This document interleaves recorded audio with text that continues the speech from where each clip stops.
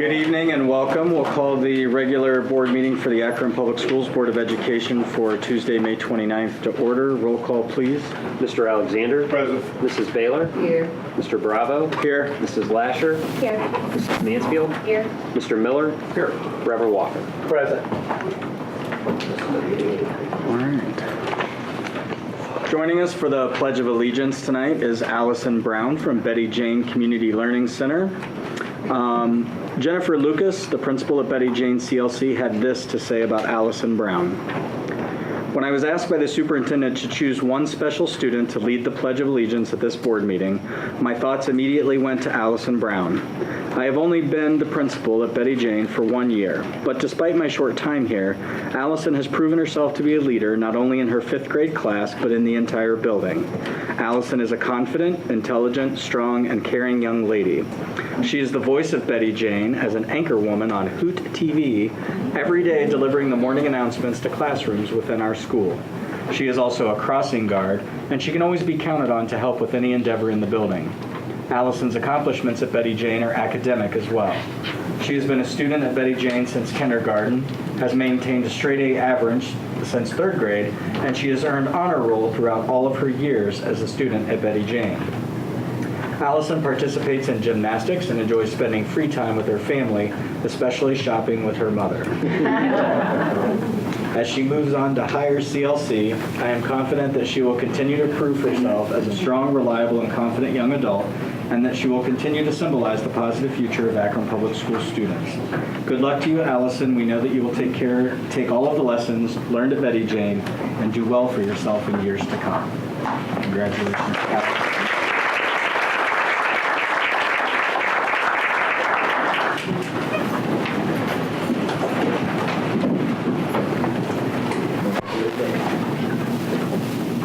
Allegiance to the flag of the United States of America and to the republic for which it stands, one nation, under God, indivisible, with liberty and justice for all.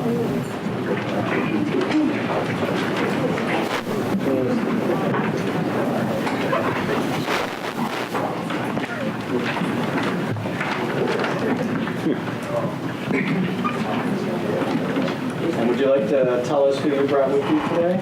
I got my principal, Mrs. Lucas, and my dad. Great. Thanks, Josh. Keep up the good work, and thank you for helping us out tonight.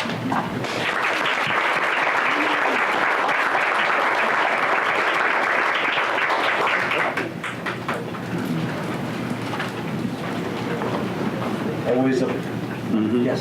Yes. Always a pleasure to have our students help us with the Pledge of Allegiance, so thank you again, Allison. With that, we have a lot of, we have a request to address the board. We have a couple of recognitions tonight and a very special presentation from our treasurer. So with that, we're going to commence with community and sorry, I don't know why you guys are laughing. It'll be very engaging. So we're going to commence with, or we're going to dispense with community and school reflections tonight, and we're going to move right to requests to address the board. We do have one request from Ms. Andrea West. Is Andrea here? Andrea does not appear to be here. Okay. We will move on then. Joining us. Someone speak in her place? We can give her more time to get. Yeah, we can come back if she shows up, but we can't substitute. All right, so if she joins us, we'll save a few minutes for her. We're going to move on to recognitions. The Auditor of State Awards. Joining us from the Ohio State Auditor's Office is Ms. Lindsay Kuhn. Ms. Kuhn? Hi. Check over here. Yeah, go there. If I could have the finance office staff join us too. Everybody up front.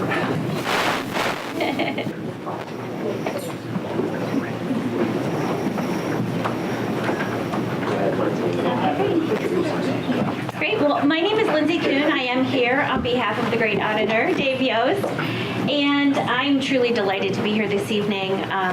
yet again, because you all have done such an excellent job. Typically, I open with a couple of audit jokes, but you heard them all last year because I had to present an award as well last year. So with that being said, we audit over 6,000 government entities across the state of Ohio each year, but very few qualify to receive an award, let alone receive it.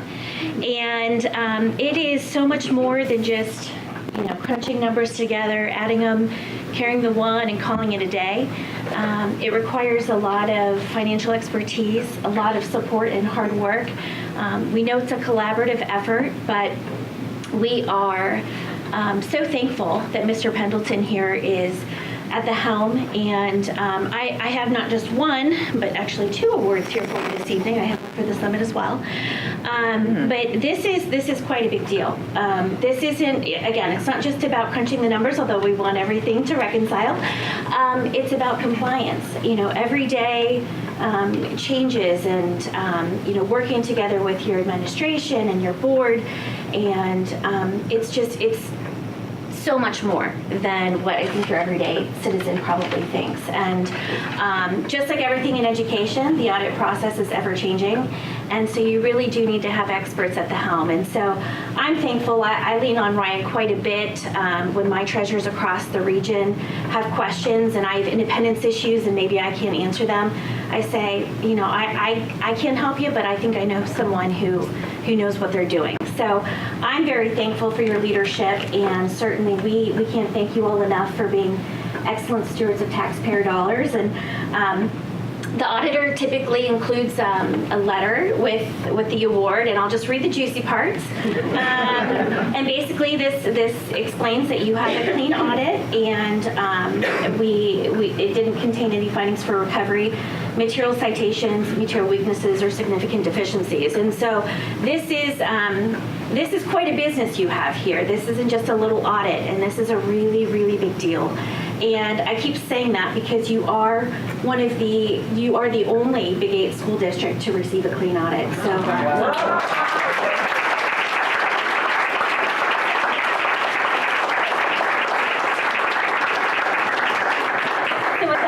I would love to present one of the 2 awards to you all, and thank you so very much for what you do each day. Thank you.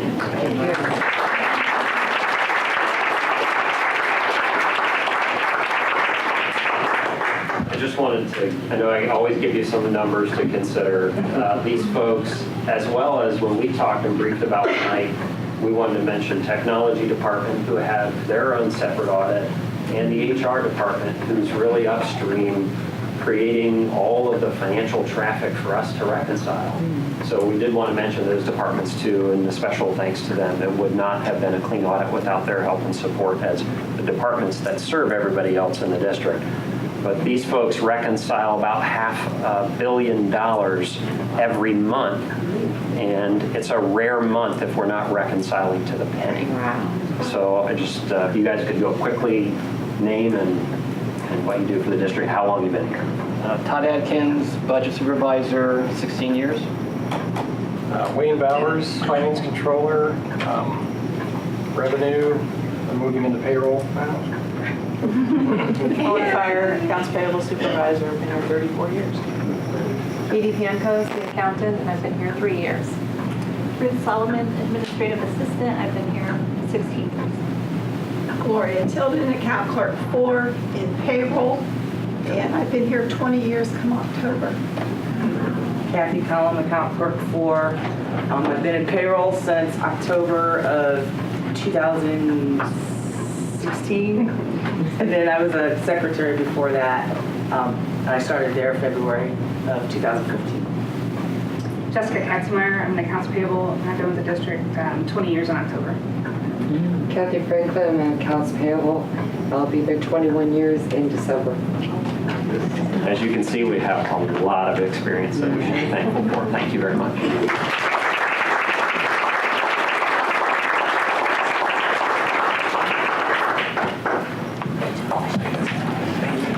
I too usually open up with a few audit jokes.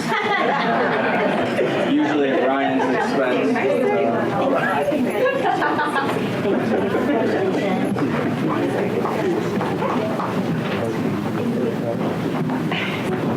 on behalf of the board, thank you for all of the work that you do. We know that it's more than just crunching numbers, and we appreciate it. Thank you. All right. We are going to circle back for our request to address the board. Ms. Andrea West has joined us. And Ms. West, just a reminder too, so we'll give you, you have 3 minutes to address the board. The treasurer, who just received his other state award, will help keep track of time, and we'll let you know when you have about a minute left. And we do ask that you refrain from naming any names if possible in the event that we would need to go into an executive session for that, and that you stay within the limits of what you were requested to address the board. Okay. Thank you. Whenever you're ready. Brookville High School's PTA vision statement is it takes a village and we are a village. Excellence in education requires a collaborative effort among all educational stakeholders, students, families, counselors, educators, community members, asked to create and broaden opportunities and experiences to help our children excel as citizens in the world that we live in today. Students committing to high expectations, staff understanding the talent, expertise, awareness of our staff members, which is critical to our children's success. This is seemingly impossible with frequent changes to leadership. For those unaware, we're seeking our 4th principal in 6 years. Community, believing in power of value, transformative relationships between both inside and outside the classroom. Concerns that we have that we would like to address before the board. We are the village. We are a part of the process. We should be at the table for decisions impacting the school and our community. The purpose of the CLCs throughout the community of Akron Public Schools is for involvement and inclusion. How can enrollment change, and how can we move forward within our vision with our accomplishments that we've made as far as a PTA with the instability in our leadership? A part of everything that we're dealing with across the board with career academies, the career academies are supported by enrollment as well as leadership over those academies. So we're going again into our 4th principal within 6 years. And as a supportive head, as secretary of the PTA, and speaking on behalf of community, 4th Ward Council people, students, staff, and leaders, what is it that we can do better as a community and as a board to support those of us within our community that pass levies, that pay tax dollars, and that were not included in any leadership changes or involvement or inclusiveness? So in closing, I would like to say, and I would like to petition each and every individual in this room, not just Brookville High School, but all throughout the Akron Public Schools, as far as with the career academies, to be inclusive, ask to have a place at the table, and to be supportive to your community, as well as those that impact or make decisions. We are the village. We ask that you consider not making decisions for us without us. We are the village, we are a part of the process, and if you could be inclusive in involving us in a part of the process so that we can continue to make accomplishments that support our community. We do community outreach where we have people that are sitting on the board that were running for election that came to our annual Pancake Day. We also do 4 scholarships with in-house for our 2018 or whatever a graduating year is students, so that we can make sure that our students from our village are prepared with scholarships. We also, as a PTA, support supplemental programs, staff, leadership with trips, materials that are needed for community outreach and enrichment of our students. So those are our accomplishments and our highlights, but we're doing as a board a disservice if we don't come before you graciously and ask to allow us the inclusiveness. Thank you for allowing me to speak, and we are the village.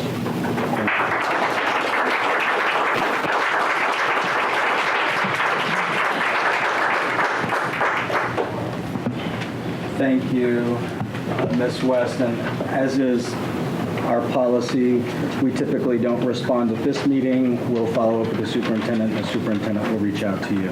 And I'll leave questions, too, in my presentation when I leave. Thank you so much. Thank you. Appreciate it. All right. For recognitions, Ms. Polk and Mr. Ann Dexler for our bus drivers rodeo competition. Go for it. Oh, thank you. Good evening. How are you? Good evening. On behalf of Mr. Ann Dexler and our transportation staff, I am happy to report that Akron Public Schools has done an outstanding job again at this recent May bus rodeo. And we have, would you please stand, our bus selected people that have come. And as you can see, they even brought their very favorite brand new vest. And if you would, turn around, gentlemen and ladies. What the back of the vest says, stop negative attitudes, road closed to aggression, intolerance, and selfishness. And they actually won an award for that particular vest as well. So we're going to give you an update on how well they did, and I'm going to turn it over to Mr. Ann Dexler. Well, last year I was here about the same time, and we introduced a group that did very well on last year's rodeo, and thought, well, they set the bar for that. Well, this group here just passed that bar, and now they set a new bar. As I got to give Mr. Hahn, one of our OBIs, onboard instructor, he's the credit behind the thought of the vest to win the first place. And he's 2 years in a row now with that he's got that award. So I'll give Mr. Hahn the credit for that. And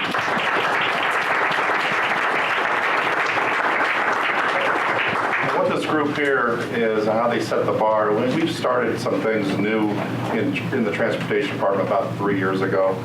And we have 5 OBIs, onboard instructors, who are their responsibility is to train new drivers when they come in.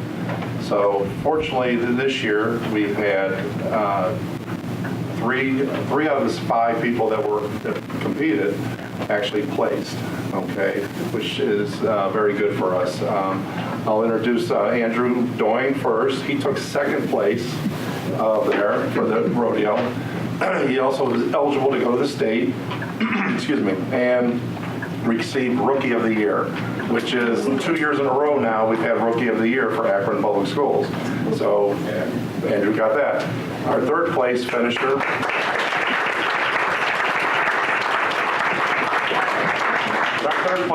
was Katara Allen. She also went to state also. And both of these two here are their first year competing in the rodeo. So that's a good sign of our OBIs. They're doing a great job of bringing in good people. We're missing a few people tonight because it's a little warm out there in the buses. And some of them are still out on their routes, and the heat got to some of them today. It's pretty warm. So maybe in about a year or so, I'll talk to Mr. Ryan about air conditioning on buses. And that'll be a little popular on that one. But I also want to thank the rest of the group, and there's only, what, 5 of you here, 5 or 6? We had a total of 16 people that actually went to the rodeo, whether they competed as judges or they were supportive to the group that was out there. We had only 5 people that competed. So 16 people out of our group is probably a little over 10% of our staff. It was almost 20% of our staff that actually showed there for support, and that's great. And we have, like I say, one judge here and 2 judges here, Kevin.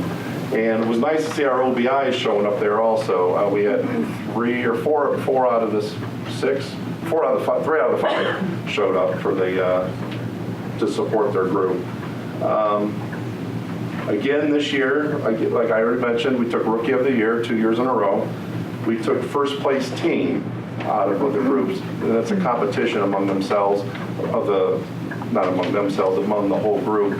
And the team was Andrew, Katara, Trina Taylor, and Tessa Lamb.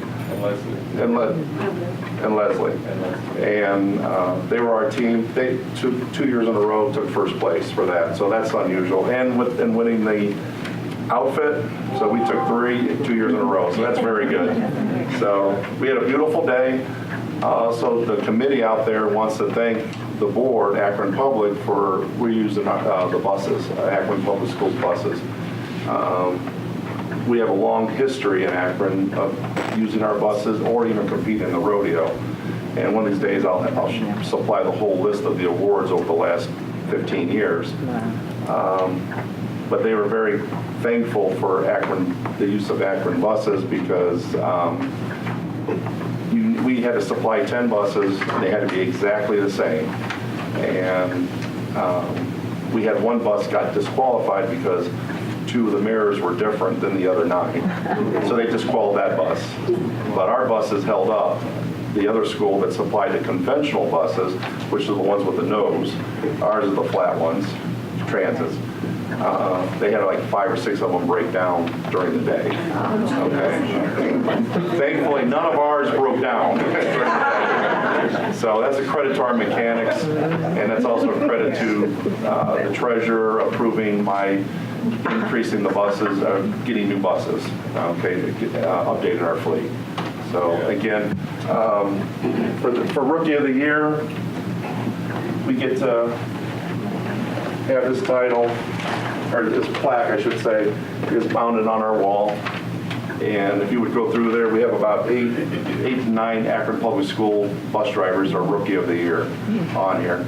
We also, what I also did was we have our own plaque too, so we can keep it from now until ever. But this one may have to be given back next year if we don't take Rookie of the Year. So we kept it for 2 years. So, but I do want to compliment the group. I want to compliment the OBIs. They're doing a great job. And I think next year we're going to have a bigger group because there's some competition going on now among our group here. So, but thank you very much. Thank you. Request that maybe you guys would come up and join us for a photo. Hey, Oh, I'm going to do that. Oh, okay. Now you can really see me in the right?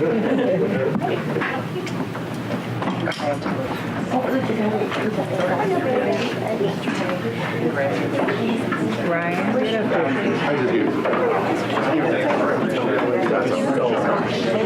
The tall ones go in the back. So. Thank you so much.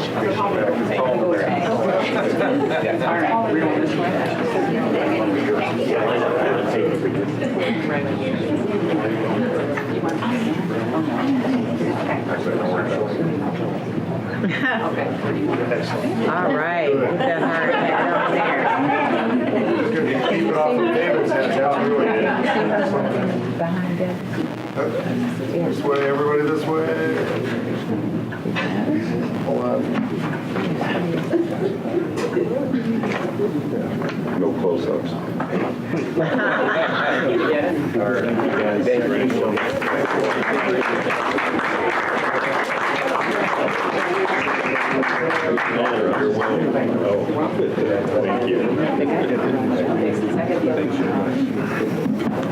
Thank you.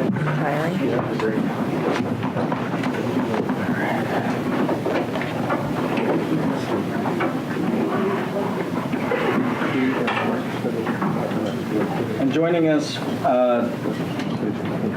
talk about our Young Scholar graduates is Eric Fletcher. For the Young Scholars Program, Eric Fletcher from OSU.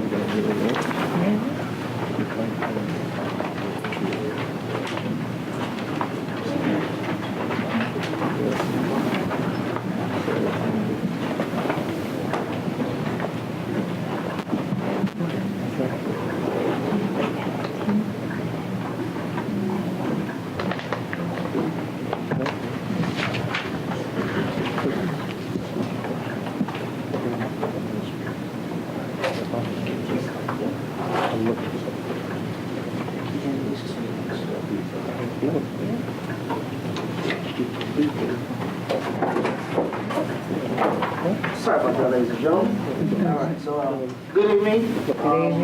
Members of the board, President Bravo, Superintendent James, and members of the Akron community.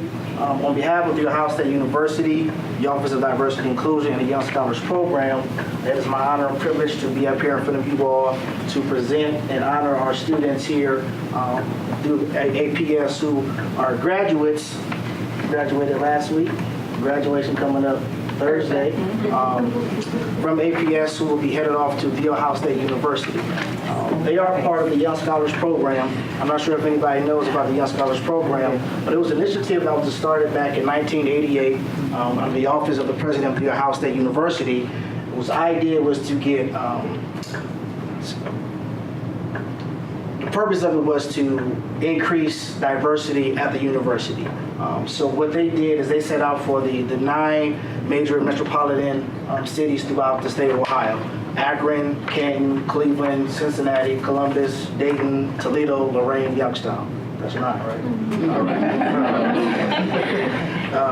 So with Akron being one of those cities, we've been in APS since 1988. Currently, the Young Scholars Program, we have 1,000 students across the state of Ohio that we cater to, with 750 being undergraduate students, pre-collegiate students, and 350 being students at the Ohio State University. So I am honored to have these individuals here. I have 3 here, but we have 5 that are graduating from high school, and collectively, the 5 individuals will receive over $310,000 in scholarship funds over the next 4 years as they attend Ohio State University. So let's give it a round.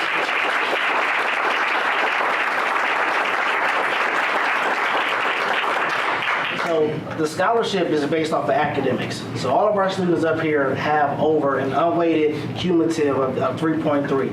Most of our students here have a 3.5 or higher. Correct? So with that being said, first we have Miss Maisha Biddings. She is currently at Brookdale High School. She is ranked 6th in her class. She plans to attend Ohio State and major in psychology. And as a career, she hopes to be a psychotherapist. Miss Maisha.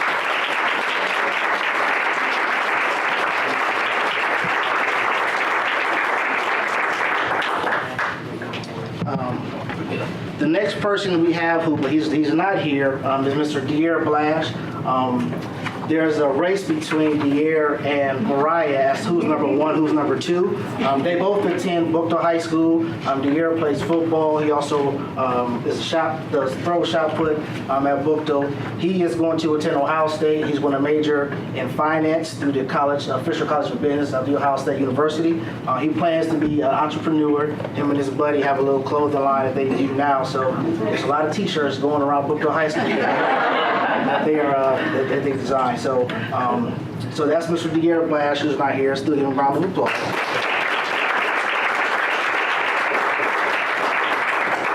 Next up, we have Miss Mar Lynn. She goes to STEM, with National Interest Hall of Fame of STEM. She is currently ranked 3rd in her class. She plans to attend the Ohio State University and major in nursing and pre-med, and her future goals is to become a doctor, most likely a pediatrician. Ms. Mar Lynn.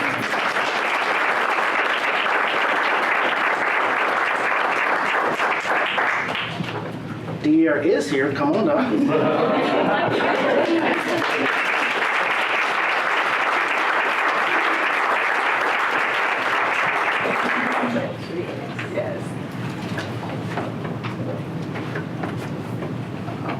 And the next student we have here is Miss Mariah Muhammad.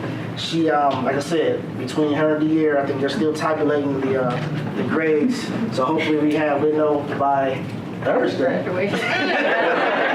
But Miss Mariah Muhammad, she's attend John R. Brookdale High School as well. She is planning on attending the Ohio State University and major in criminology and criminal justice.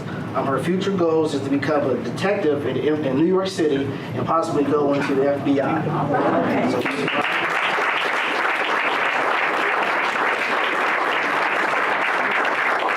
So once again, all of these scholars have been in this program, most of them since the 6th grade or 8th grade. So they've gone through the program of going to Ohio State every year, attending different college accessibility workshops throughout the year. And this year, during their senior year, they have, stayed the ship and make sure they maintain their grades and they are headed to Ohio State to further their career, their education. And I'm so happy to see, well, 3 of them every day as my office is inside of Brookdale High School. So I have an opportunity of seeing these students a lot every day, as well as the incoming students that we have going, coming into our program, which we start recruiting in 8th grade. So if you have 7th grade students out there that may be interested in going to Ohio State who are scholars, make sure that, hey, stay on top. Because in 8th grade, I start recruiting our students to become a part of our village, as they have the signs back there, so that they can become part of the scholars and go attend Ohio State. But I want to say congratulations to all of these students. Thank you to APS, to the teachers, the administrators, you guys for helping make their high school career a success and giving them the tools that they need to be successful throughout their career. So as we send over to take a picture, take a picture. So you go, Smart.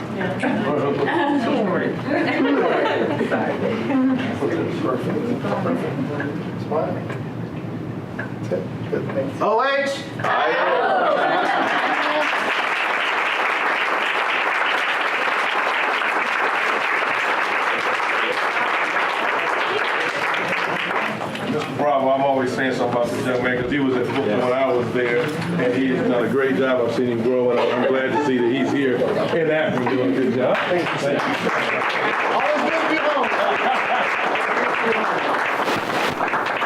And our thanks to the Ohio State University as well. $310,000 in scholarships. That's nothing to sneeze at. That's fantastic for our kids. And Eric, on a side note, known Eric for a while too, and a great guy, heart's in the right place, passion for the kids. Also does a lot of welcome back to school stuff for us every year for our kids. So thanks, Eric. Thanks to you and to the Ohio State University. Thank you, sir. All right. Next, for presentations, we have Ms. Shana Carino from Project Rise for a program over. You're already up there. All right, just waiting on me. All right. No, you're okay. Whenever you're ready. Thank you. I just wanted to take a minute to introduce Shana and Rachel, who are leading Project Rise. A number of us over the years remember all the work that Deborah did for Project Rise, and they've really stepped in and with the staff really trying to lead the vision that Deborah had and continue to work towards improving and strengthening the support we have with students. So Rachel and Shane are going to do a great job giving you kind of an overview of what they're doing and how they're kind of adapting the position to make sure they're supporting kids. Thank you, Dan.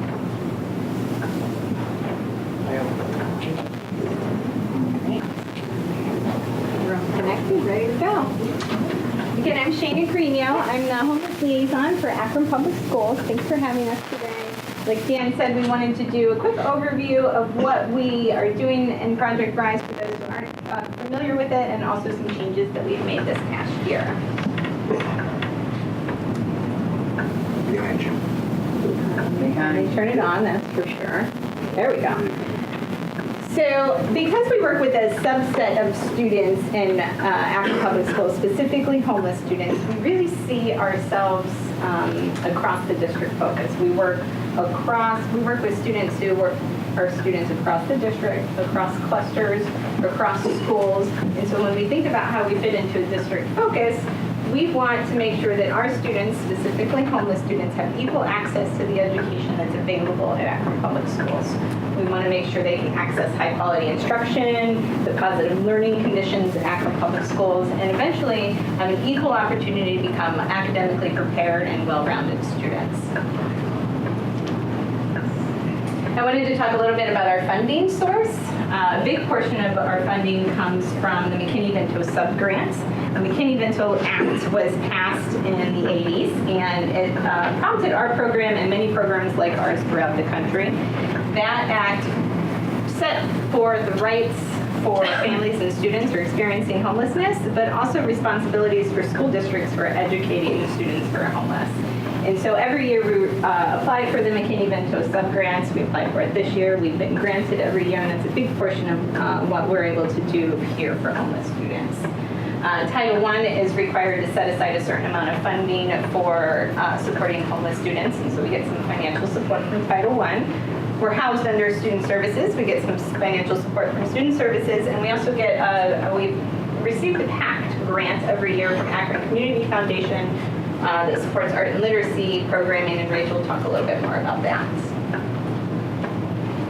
So I wanted to talk about how many students we have here in Akron Public Schools, how many students we've identified this 2017-18 school year in Akron Public students who are experiencing homelessness is a little over 1,000 students that are enrolled in Akron Public Schools. Total students served is almost 2,000. And the reason you'll see a difference between those two numbers is because we serve students who might be living in Akron, living in a shelter, and enrolled in another district.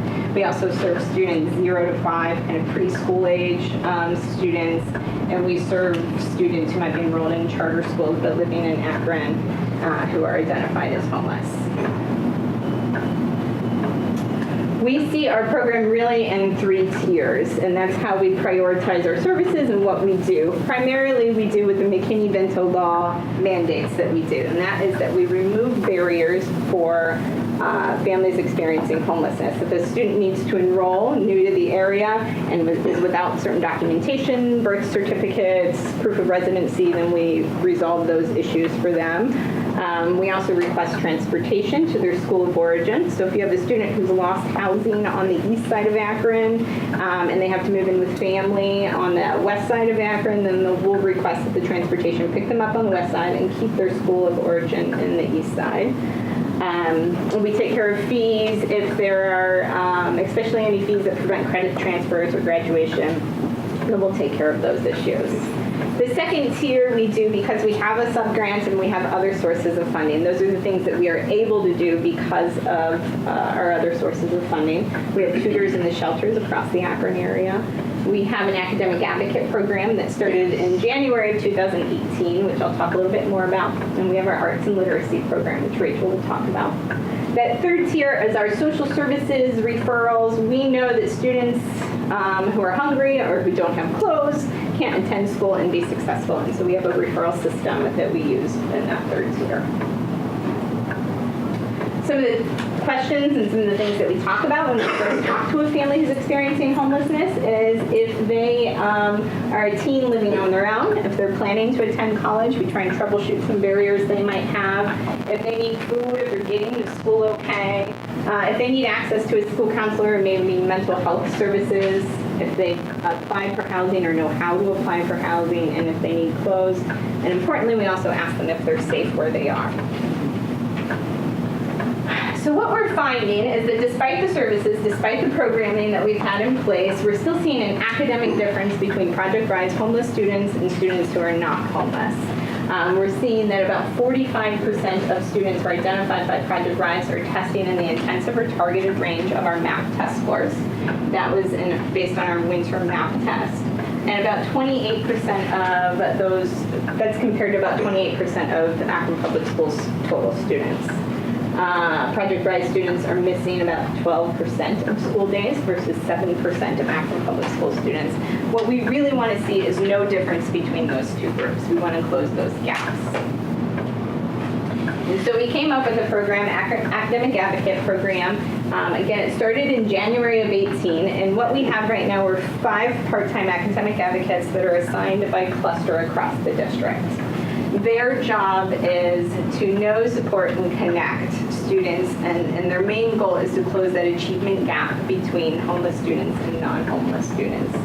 And so what they do is they maintain a profile on each of their students. It includes academic data, attendance data, and they really need to know the student in order to be able to connect them appropriately to certain programs throughout the district. They need to establish themselves as a support person, and not only to the families and the students, but also to the schools. And so the schools, if they know somebody who's experiencing homelessness, they know who to reach out to, and they need to connect students appropriately.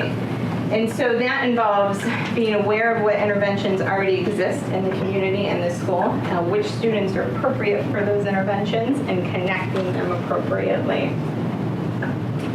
So an example of this and an early success of the Academic Advocate Program is connecting our students to the Akron After School program. Akron After School has been around for a long time. It's both in the fall and the spring, and it targets students who test low on their math test scores, intensive or targeted. Those students qualified to attend Akron After School. So when they started in January, there's this spring Akron After School program coming up.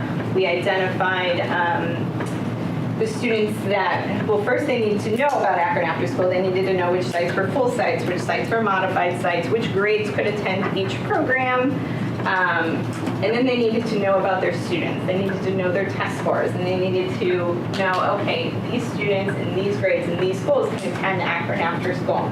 And so let's connect them. So what they did once they've identified the students is they contacted mom, dad, guardian, emergency contacts. They said, your student qualifies for this extended school day. They need this academic intervention. Let's get them connected. They made sure mom got the paperwork, and mom got the paperwork in on time. They also offered transportation home from Akron After School to make it a little bit more accessible to those families. And so as a result of that, and this fall, we had under 10 students utilizing Akron After School. And in the spring, when the academic advocates came on board, we had 45 students, and we were transporting the majority of those students. And so it's just an example of a great service already available in Akron Public Schools that homeless families were underutilizing, and what the academic advocates can do to connect and make sure our students have equal access to those programs. In addition to tailoring our services to the homeless families, we've also reached out in a more specific way to refugee and immigrant students. We have a large population here at Akron Public Schools, especially in the North District, and we've noticed that they need a more tailored approach in identifying and connecting to resources. An example of that is a lot of our intakes are done over the phone. When you're working through an interpreter, it's a lot better to have a face-to-face interview with those students. And so non-English speaking families, we sit down with the interpreter and we have face-to-face conversations with them. We connect them to supports that are specific to their population, specific food resources, and that's worked well to reach more of those families. We've also translated all of our materials into their home languages as well. So that's worked. I'm going to hand it off to Rachel here, and she's going to talk to you about some of our arts programming. Thank you. And I'm Rachel Brees, and I oversee the special events and programming that we're able to do. Just before I jump in, I wanted to mention that I was lucky enough to work with Deborah for many years. Many of you are familiar. Deborah Manigee was our program manager for many years, almost 20 years, and she passed last May. I was lucky enough to work with her since 2009, learning about this amazing, well-intentioned, and well-rounded program that she built. And Shana and I are so honored to be able to continue the program in accordance with her vision. So, as Shana mentioned, we do have a 3-tiered program, and the biggest component of the second tier is our enrichment programming and our events. And some of these events include our tutoring program that Shana mentioned at 10 Akron homeless shelters. We do that after school hours. We also have our Parents Rising events. We have our summer program and special programming for teens. So I mentioned the summer program. We stay really busy during the summer. The programming continues and actually extends during the summer. The enrichment programs, we do a lot of them over the summer. In fact, we're able to do several cultural and educational field trips. We already have those scheduled, and we're really looking forward to those. We're going to be spending a day at Seacrest Arboretum in Worcester, for example, and also at Stan Hewitt Hall and Gardens right here in our own backyard. So throughout the PowerPoint, when I'm speaking, you'll just see a variety of pictures up here from some of our events and programming. I wanted to highlight our PACT program. This is our Performing Arts Can Teach program. This is a special program. It's one of the core programs under our second tier. And we get a separate grant from the Akron Community Foundation for this program. They've generously funded the program for the past several years, and the funding allows us to take our families and students to special events like theater events and musical performances, things like that. So through the funding, we're able to purchase some of the tickets, and some of the tickets are donated by the theaters, which is very generous of them. We're also able to provide books and study guides, which tie into the literacy component, and we're also able to provide transportation. I wanted to mention real quick that a big part of our program and our special events is giving the families the opportunity to receive transportation for these events, because we know that that would be a barrier for them to be able to attend otherwise. So we do offer transportation to all of the events. The biggest goal of the programming that we wanted to mention is to close that achievement gap that Shana talked about, and also build relationships with the students and families, like through our tutoring program, for example. Our tutors we have a team of about 14, mostly Akron Public Schools teachers, and they're able to really build those special relationships with both the students and their families. So we want to close that achievement gap, and we also want to nurture the learning that the students are doing as well. So during the summer, we also go on art museum visits, we do field trips, we have special events, special hikes, we do arts and literacy programming both on-site at the shelters and also in the Akron Library. So yeah, it's a very well-rounded summer that we are looking forward to. We purposefully, during the field trip portion, we purposefully take the families to the most beautiful places we can within an hour's drive to try to neutralize some of those negative experiences and trauma, and also allow them that time to heal and bond together and combat some of the summer learning loss as well. Okay, I also wanted to touch on our community partnerships, which is such an important part of the program. Many of you know and remember that this was such a strength that Deborah had. She had so many good friends and community partners and people that just really respected the work she was doing.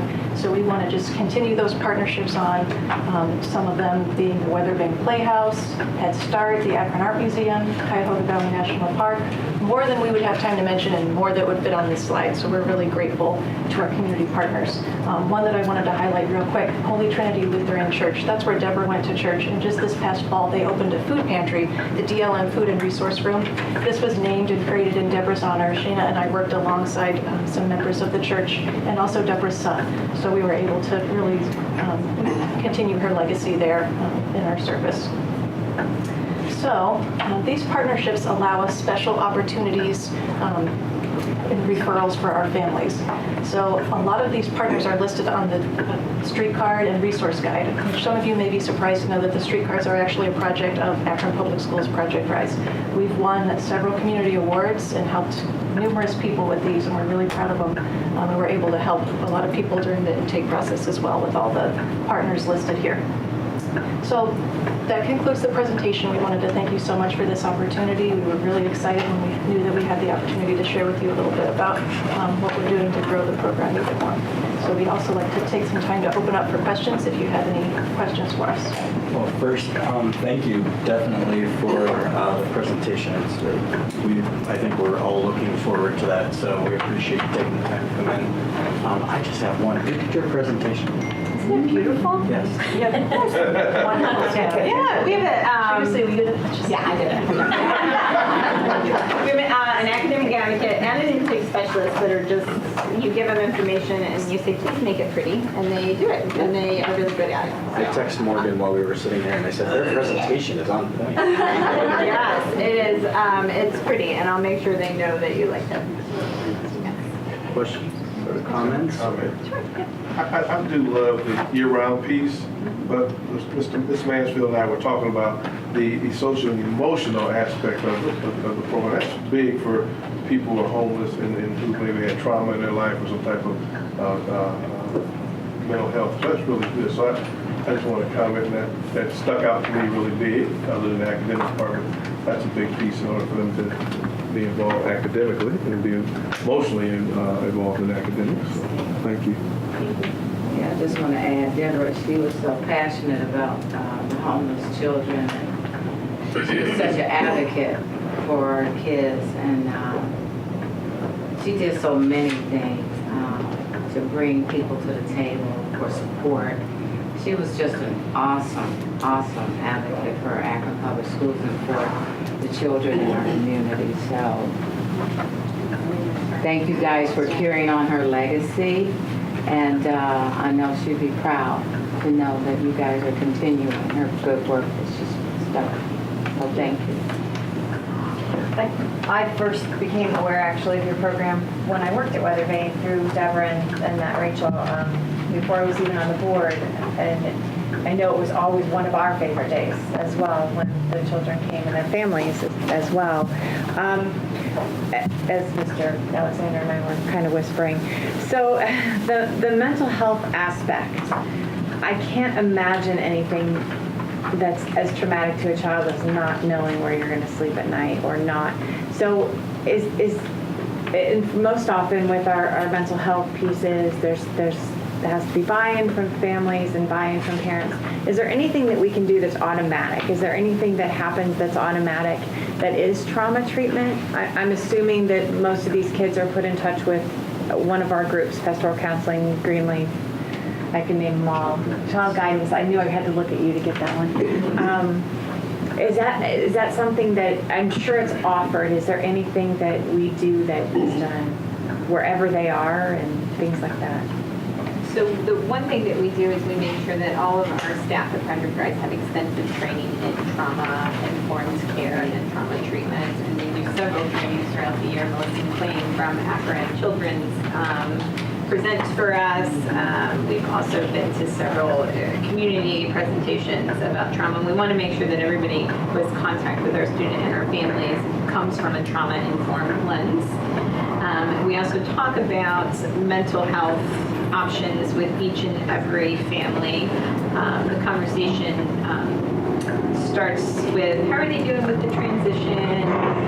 How are they coming along? Are you noticing any behavior changes? And sometimes parents say, I think they're doing okay. And so we give them some signs that they might be experiencing that maybe they wouldn't be doing okay. So we talk to them about how they might not want to go to school or might want to stick real close to mom, and that would be a sign that maybe they do need to get more intensive counseling. We always offer the school counselors as a resource. We have great school counselors in the district, in addition to connecting them to full service mental health. If I could just add to that, the thing they're not saying is they do a phenomenal job. Shana and I went to one mother, and she had 5 children in total. We went to her house twice to try to get her connected with a mental health organization, because one of the things is just telling somebody call this number is absolutely not enough. So Shana kept following up with the person, but we also went to the house, which was really, really important for us to be able to connect them. It's something that they're phenomenal about. And they sit in this really small office, and there's 5 of them that sit together, and they are equally passionate as Deborah was for our kids too. They work tirelessly, and I know that Rachel and Shane aren't going to say it that way, but they make sure that people get the resources, not just told what the resources are, so that they can really link to them, because they are the most fragile kids that are not going to link to things that we have, so they really connect them.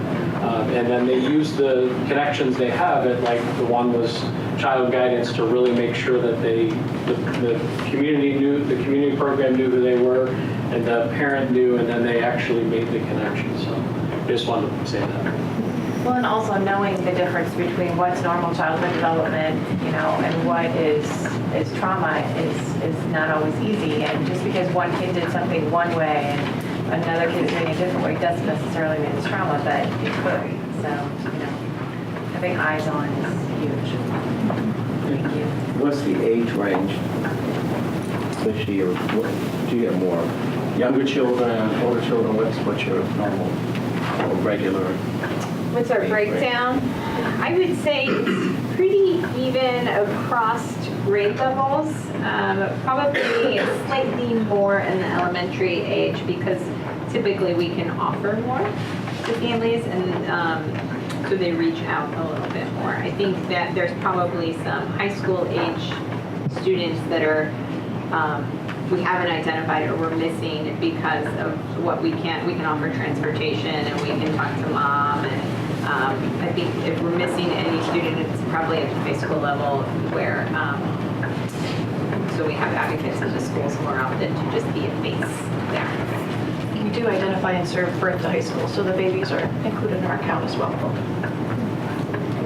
I just want to congratulate you on the continual work that you're doing. Not easy work, but it's necessary work. And I know since being on the board, and when Deborah was here, and others working with that, and the collaboration, not only with Trinity Lutheran, collaborated with the former pastorate. It's rewarding work when you get a chance to see how you're touching lives. So we encourage you to continue to do that. we're grateful for the federal funding, and so far that hasn't been tampered with. There's been no discussion about doing anything with that funding, which is wonderful, because it's a large chunk, as you mentioned. When you look at that graph, it's a large chunk of resources. But when you look at almost every one of our board packets, I know over the years, there's always a donation, probably more donations to Project Rise than we have for anything else. Because people see the need and they're willing to give to this activity. And that says a lot for what the platform, the foundation that has been laid, and you all continuing that work. Thank you, Reverend.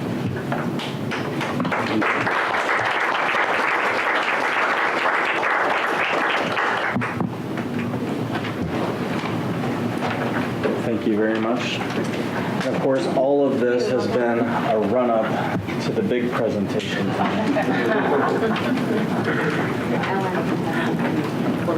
I'm sure he's so glad he follows Project Rise.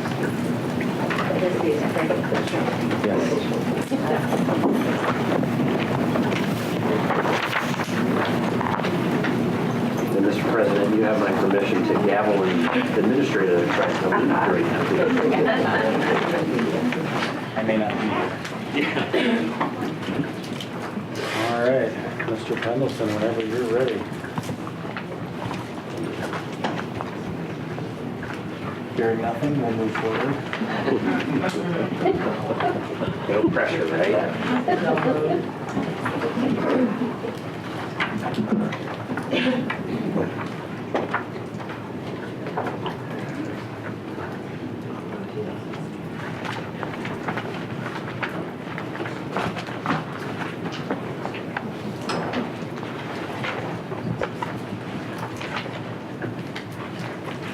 All right. Welcome to the May update 2018 5-year forecast. A couple high-level points. This forecast I'm really excited about. I know that numbers don't tell a story to a lot of folks. They do to me. They tell trend stories. They tell how we're doing as the district. They tell how we're doing to the state auditor's office. But this forecast is special for me because it talks about the programs and some of the actions this board and superintendent administrative team have put in place in a fairly short period of time. And that's something uncommon in 5-year forecasting. You have to look out over 5 years to really see the financial impact. Some housekeeping items with the 5-year forecast. This is required by law every May and October. The May is the update. We use the 5-year forecast to certify contracts, bargaining agreements. We have the third and final year of all of our bargaining negotiated agreements coming due at the end of the 2018-19 school year. So this is how we engage that process, how we look at staff benefits, raises, and how we fund supplies and materials. This is the primary financial planning document in how we look at operating levies, what our cash balance is, how we interact with the cash reserve policy. And even though this boils down to one financial planning document, you'll notice that technology, HR, finance, and financial stability are in this red section below for our overall mission of preparing each child for success. I'm going to ask for a change in that as I looked at this chart about high quality instruction, learning conditions, I think we're part of the foundation and arrow that we get behind the educational decisions, the support teams that are going to be located on the 4th floor all together now at 10 North Main. And our job is to collectively push education in the district, to collectively push and implement all those educational decisions. So I think we're part of that arrow that we constantly push to protect programs, that we're the financial stability to protect programs. And I just wanted to put that up on the board to say, here's what we look at on a daily basis, whether it's at the board level, the finance committee, the senior staff, when we're evaluating every decision, every staffing decision, every software decision, and how it impacts finances, and whether or not it's, can we afford to do this? But the more important question that you know is, can we afford not to do this? So that's been our cause. So as reviewed in the 5-year, as reviewed by the Finance Committee, we want to highlight the differences between the October forecast and the May forecast. And there's pretty substantial changes here.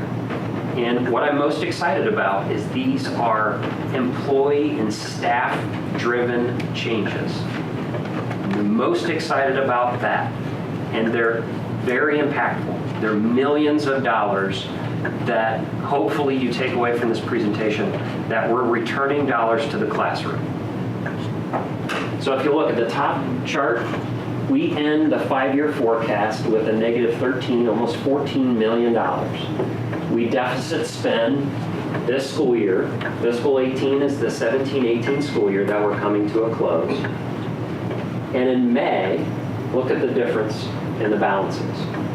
Again, we've got some deficit spending next year, but our goal is going to be to provide a balanced budget for next year as we did for this year. We were looking at the beginning of the fiscal year at $1 million deficit. And so as those decisions come due, again, just to remind you, it's a $350 million general fund budget. Those decisions come to you and us every day.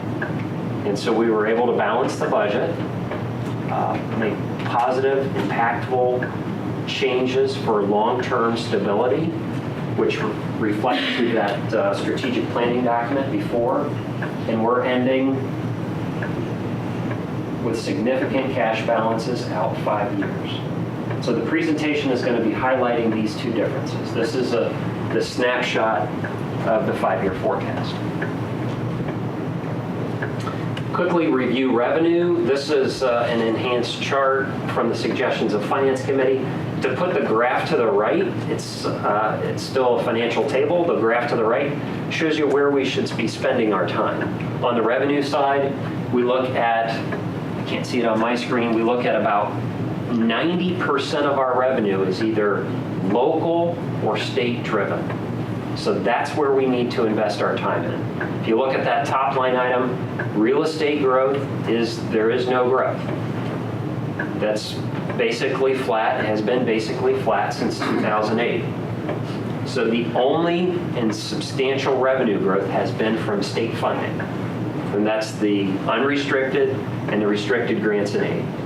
So that comes from the state. It has been averaging about 2.6%. Some things to watch here is we're in the second year of a biennium. We have an election coming in November for a new governor, and we'll have a new biennium budget and maybe even a new funding formula. As you know, there's a collection of school district treasurers, superintendents, and legislators working on a new funding formula. The takeaway on this chart in terms of revenue growth, I think you remember from my previous presentations, is that average annual growth here out 5 years is still just over 1.5% in the far right. And so when we talk about balancing a budget and how we get to balancing a budget, it's really important, those decisions we make, because on the expense side, to jump to that bottom, is we're growing an average of a 2.6%. So we don't keep up with inflation. And you'll remember from our slides where we originally started, 3.5 years ago together, we started drawing on the chart boards with the expenses and revenue graph. And with a little bit of help on my presentation, we now have that built into the PowerPoint.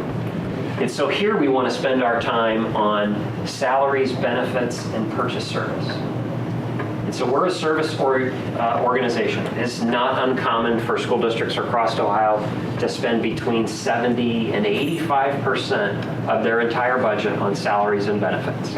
It is not uncommon. We're service, that's what we do. We employ people to educate our children. Purchase service, though, just plant a little seed for a future slide, is where some substantial givebacks have been in savings. And that's where we book all of our charter school enrollment and funding under purchase service. All right, so this is the updated graph from me drawing on chart paper to now help from staff. So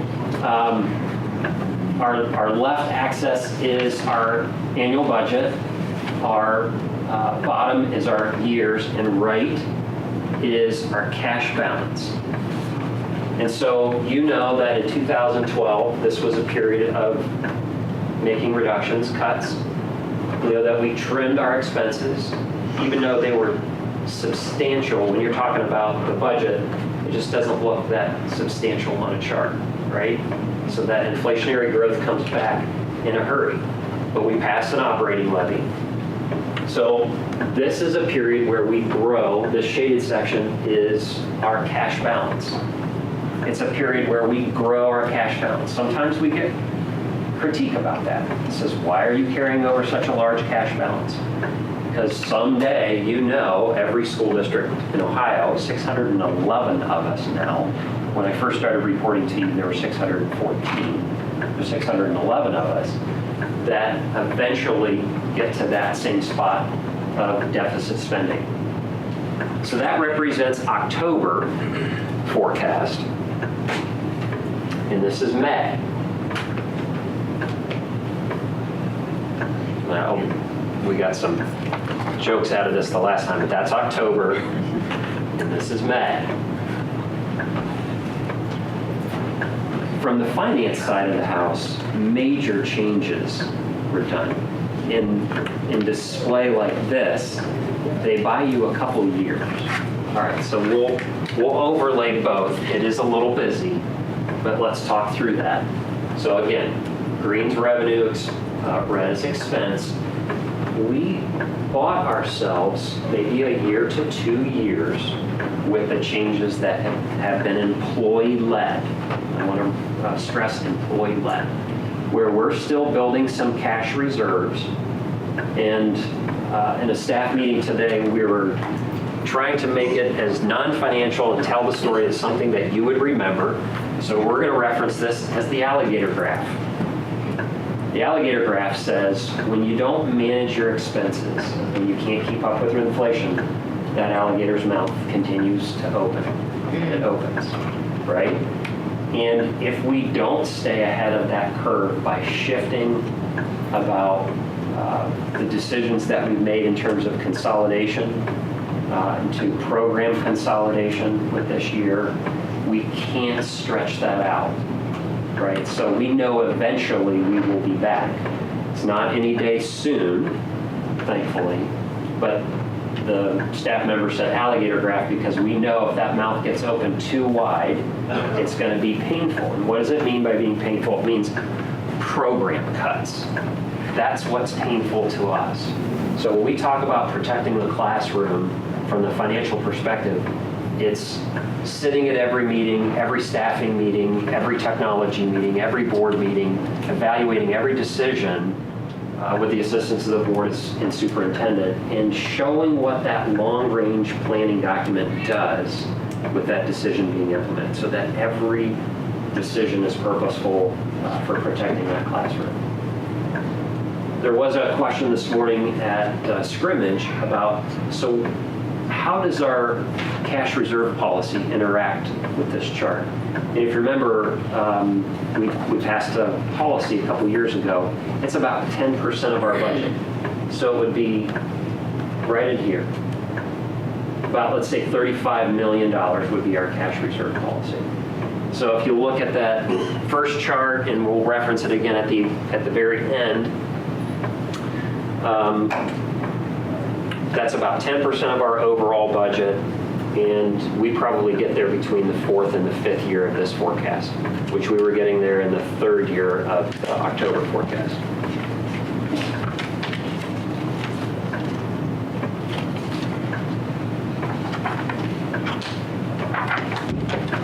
Some bright points here.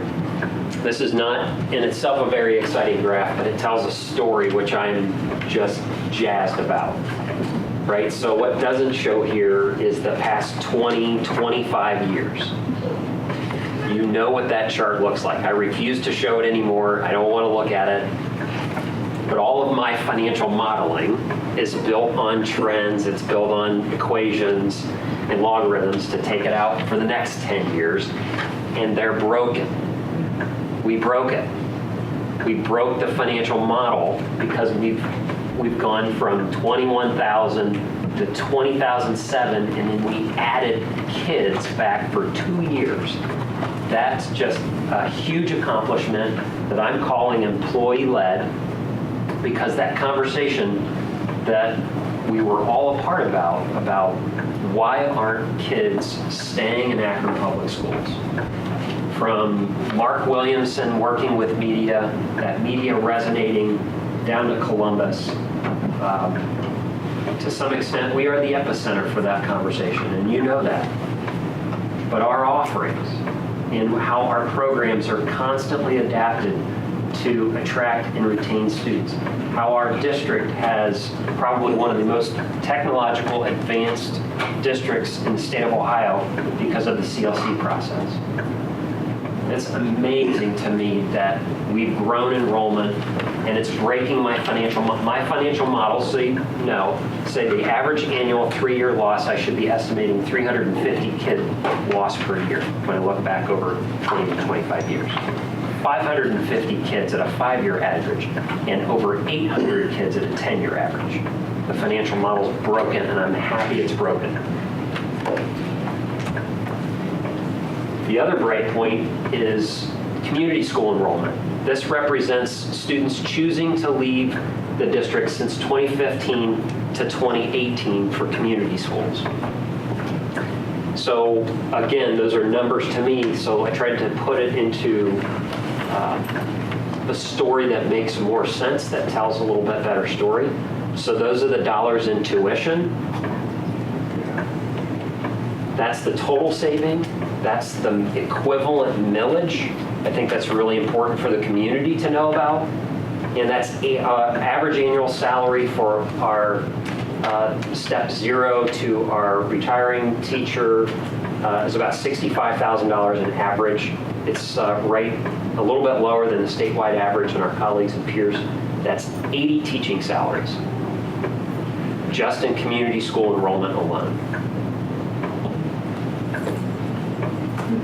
Yeah, enrollment in community schools.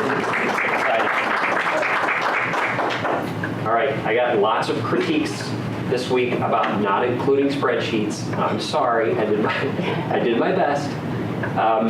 This is another great graph in employee-led part that I wanted to highlight.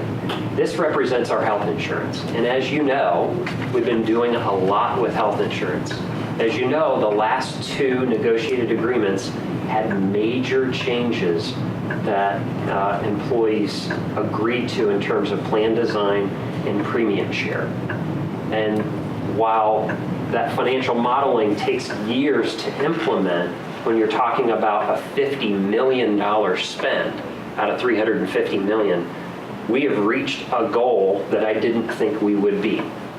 And that goal was to curb inflation. Inflation, as you know, with health insurance, whether it's outside the district or private industry or wherever, you know it trends 8 to 10% no matter what you do. Good years, maybe 6. This is what our insurance consultant is recommending, this top half, and we'll talk about the negatives and the positive numbers. And this is what is in the forecast, and this is what I will be bringing to board for next year's rate increase, is a 0%.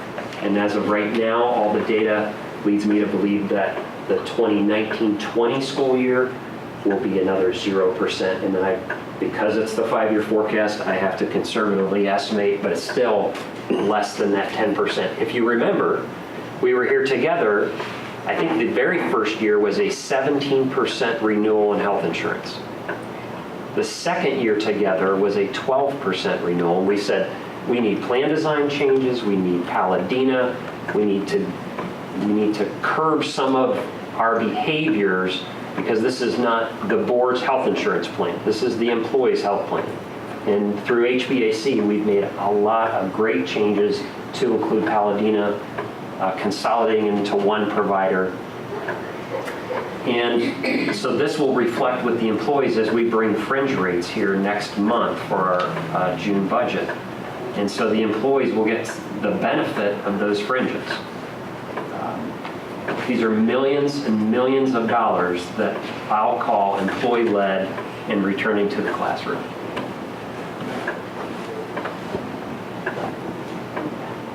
This is my last slide. This just highlights and compares the October versus May. You have a detailed report. There's copies of the detailed report. I'll open it up for questions and detail anything else you'd like. Yeah, I'll start just by saying, I know we give Ryan a lot of flack and nobody enjoys joking at his expense more than I do when it comes to numbers and 5-year forecast. But I mean, really, between the awards tonight, for the clean audits from the Auditor of State, for the work that you do, and not just in putting this together, this is just a presentation of all of the work that goes in behind it that you and your staff and the superintendent and the rest of our staff do throughout the year. I mean, after we passed that levy in 2012, I mean, our rhetoric from the board and our mandate all along has sort of been, let's push this as far as we can. Let's make use of every single dollar that we have.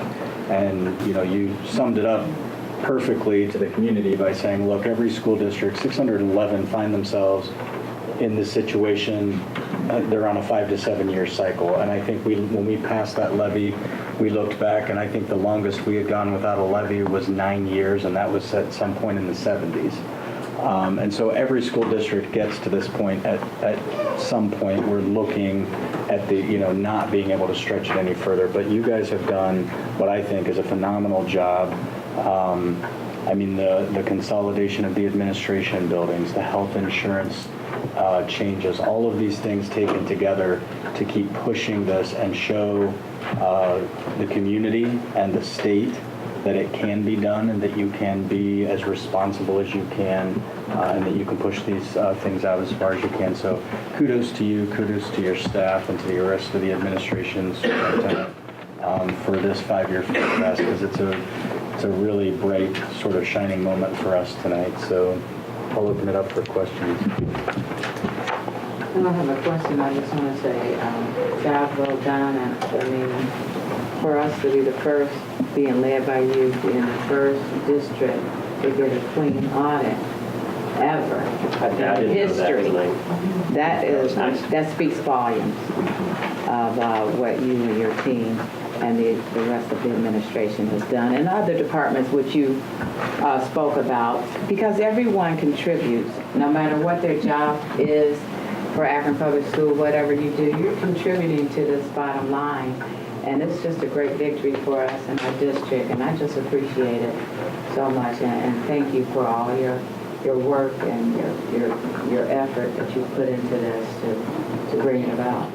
We'll open the forecast up to as much detail as anybody wants to see.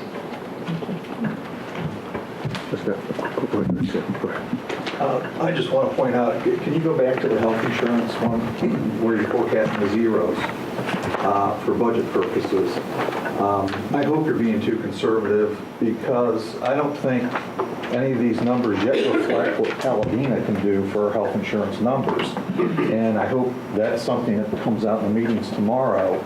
And hopefully more of our employees will start taking advantage of that, because the healthier our staff is, the more money that goes back into their pocket in the form of no increases in their share here. So like I said, that's not really projecting what Paladina can do for us. There are no estimates of Paladina into these numbers yet. Yeah, other than the expense of it, but not the turnaround, the savings on it. So I think that's important for all of our employees to know. It doesn't have to be the bargaining units. It's opened up to everybody, correct? And the healthier you are, the better for you personally, and it can translate into dollars back into the classroom, back into our employees' pockets. Great. I want to say you've always done a great job, Ryan, when you first came in. You made things easier for us to look at. I mean, when I first came on the board, was like playing Chinese marbles and figuring out what's going to be where and what's what. But you've done a good job there, and your staff has continued to do a good job. You've done a lot of good things in the department down there to make it better and easier for all of us and for the district. But in saying that, and this is probably what people were thinking, and people might want to ask, and I want to know too, is actually, how long do you think we can possibly go without putting on a levy? Because I'm hoping we can, with what we're doing now, we'll be able to kick it further down the road, hopefully. I mean, we don't know, like I said, with a new governor coming in, at the next, we don't know what can happen. It can turn us upside down, or it can help us out, we don't know. But just looking at the forecast, how long do you think we could go, possibly having to go without a levy? In October, that top chart, the third year, 2020, that eclipsed our cash reserve policy. That should be the basis of our conversations. And you also look at the line right above it. It says about $12 million in spending deficit. $12 million more that we're spending than we're receiving. So that's even backing it up to a conversation in 2019. So the 19-20 school year, where we're having conversations about operating funds. With this forecast, and hopefully we continue to trim the alligator graph, right, keeping the expenses trimmed, that we're beating inflation, I really think that we have an opportunity to balance budgets here and here. Remember, if we trim $1 million here, we eliminate this deficit here. So, our goal is to keep it out of this 5-year forecast. We may not. But we're definitely beating that. I think on average it was 5 to 6 year trend. I would be concerned about between 2021 and 2022 right now, because that violates our cash reserve policy. So we would be having conversations at 2021. And that was the question I asked today about that, because that year, if we did nothing else between now and then, would be the year that we violate the cash reserve policy that we put in. Right, and that's what I was looking at as well, but the cash reserve, so we can try to keep that cash reserve, because we might need it, we do need it there, but then we need to build it again, rebuild it, so what happens, because if not, then you start taking a plunge, and the district will take a plunge. We don't want that to happen at all. And I know that seems like a lot too, Ryan, but remind us, when we put in the cash reserve policy, we used sort of the industry standard 10%, because we looked at it multiple ways. We looked at 3 months, we looked at 6 months, we looked at 10%, we looked at 20%. And in order to keep the district operating, our monthly spend down. We need about $15 million of cash for every month. About $12 million a month is salaries. So when you talk about the 10% or the $30 million, you're talking about 2 months of operation, is the equivalent of what our cash reserve policy holds.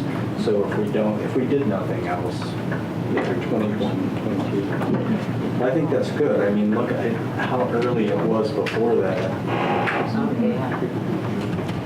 I just wanted that, because I'm sure that's what the public was wondering. We're trying to hear the 5-year forecast. Okay, are they going to put it on limits? Well, at least we're trying to buy time and try not to have one. That's our goal, but we still got to be realistic and let the public know that, hey, this is what we're doing and we're making progress. And so try to work with us and choose the right governor, who you think would be good for education, not just education, but everybody really, but we need to choose who takes our education seriously, because education is very important. Thank you.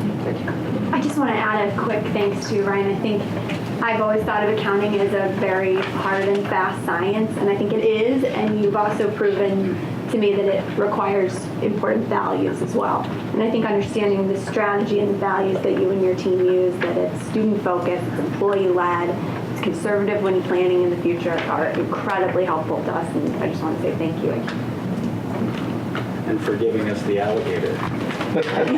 Special prize to the first person that comes up with a good joke there. Yes. I'm anticipating that. Thank you much.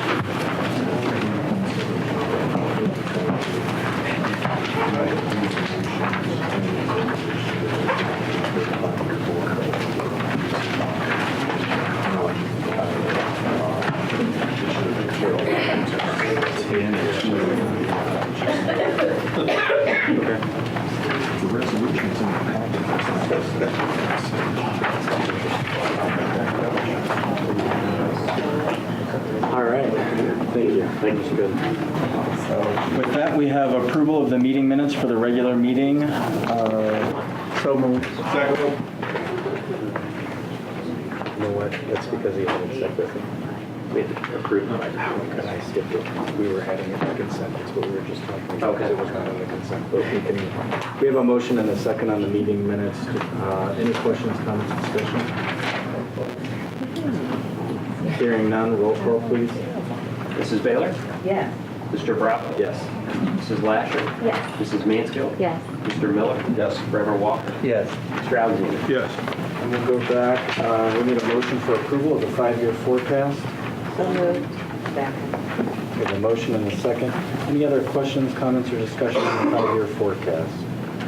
Hearing none, roll call, please. Mr. Alexander? Yes. Mrs. Baylor? Yes. Mr. Bravo? Yes. Mrs. Lasher? Yes. Mrs. Mansfield? Yes. Mr. Miller? Yes. Reverend Walker? Yes. Superintendent's recommendation. Mr. President, I have before me for your consideration 34 personnel recommendations and one item on the personnel rec supplement. Before I move approval, I would like Kathy McVeigh to introduce a couple of people in the audience tonight. Jessica, if you could please stand for us. Tonight, I'd like to introduce to you Jessica Sachs. After graduation from Edison High School with honors in Richmond, Ohio, she went on to earn her Bachelor of Science degree from Kent State University and later returned to the University of Akron, where she earned her Master's in Science in Secondary Education. Jessica joined Akron Public Schools in 2001 as a science teacher at Garfield High School. While at Garfield, she also assumed the role as coach of the girls volleyball team, as well as serving as an assistant cheerleading advisor. In addition to coaching, she also served on numerous committees that serve the school and the district. In 2007, she moved to the Akron Alternative Academy to teach science, and after 3 years there, became a lead teacher. She was later promoted to Dean of Students at Akron Alternative Academy in 2012. When the position of assistant principal at Litchfield CLC became available, Jessica was selected to fill that position. After 4 years there, she's being recommended tonight as the interim principal at Litchfield CLC. Congratulations. Thank you. And Akron Public Schools has given me plenty of opportunities. I've got a lot of stuff on that resume, and this is something else that I think is going to be really exciting, and I look forward to it. So thank you very much for this opportunity. Mr. Reese, if you could please stand for us. I'd like to introduce to you tonight Ms. Nicole Hughes. She comes to our district with a very impressive resume. She received her Bachelor of Arts in History from Yale University and her Master's in Science of Teaching from Pace University, Graduate School of Education. She went on to receive a Master's degree in Education from Columbia University. Nicole has served in numerous leadership positions in her career. She has served as headmistress / CEO / principal of Pine Forge Academy in Pine Forge, Pennsylvania. She was principal of the Foundation Academy Charter School in Trenton, New Jersey. Prior to her administrative positions, she was a history teacher at Frederick Douglass Academy the 7th in Brooklyn, New York. She has received recognition for her contributions to education from numerous organizations such as the New York State Assembly in Brooklyn, New York, and Princeton University. Tonight, we are recommending her for the principal position, and we'd like to assign her to Oakdale CLC, and which I'd also like to announce there will be a community meet and greet on Tuesday, June 5th at 5:30, where the community will be able to meet. Great, students, thanks. It's an honor to join Akron Public Schools, but most importantly, for our parents and our students, it's an honor to serve each and every one of them. Thank you.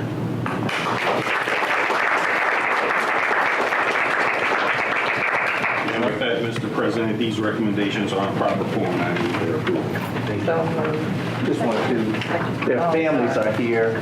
They want to take a moment to acknowledge their families that are present. This is my husband, Bob Sachs. He's a teacher at Garfield High School. He's at Kenmore Garfield High School in Akron.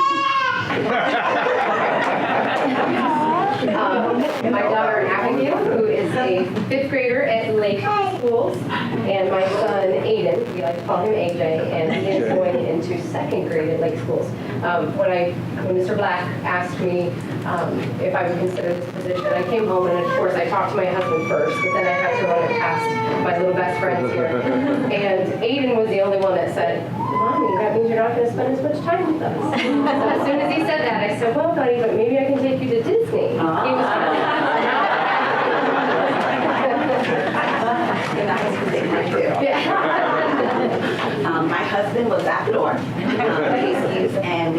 2-year-old. She's in September. His name is Blaze, and we have a little girl too in the fall. Say hi, bud. Say hi.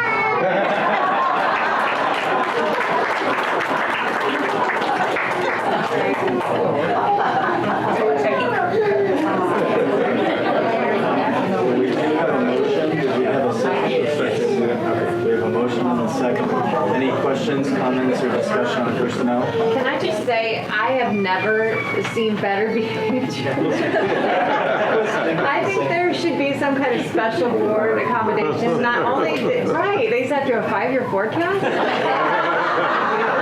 I learned something. Well, yes, and the little guy too, I mean, we could see him out in the hallway and he was smiling in. So, you know, kudos to everybody because they were so good. Yeah, these were good, very good. Any other comments, questions, or discussion?